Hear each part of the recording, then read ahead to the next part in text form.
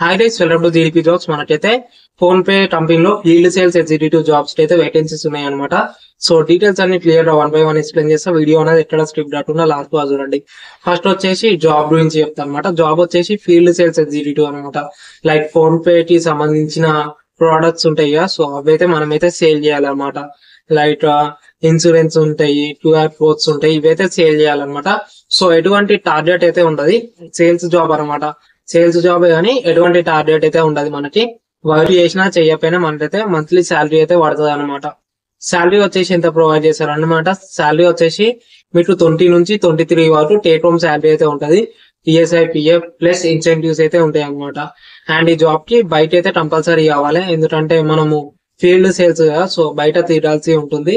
So బయట అయితే compulsory అనమాట. అండ్ పెట్రోల్ అలవెన్సెస్ గా మనకి కంపెనీ వాళ్ళే ప్రొవైడ్ చేస్తారు అనమాట. జాబ్ అయితే ఇదనమాట, like field sales executive job లో. అండ్ మెయిన్ గా సేల్స్ ఉంటుంది, కానీ ఎటువంటి టార్గెట్ అయితే ఉండదు.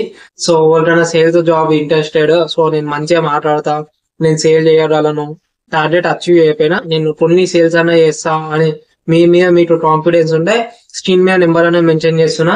సో ఆ నెంబర్ కి అయితే కాల్ చేయండి. మనకి జాబ్స్ వచ్చేసి all over Hyderabad and Telangana and AP locations లో వేకెన్సీస్ ఉన్నాయి.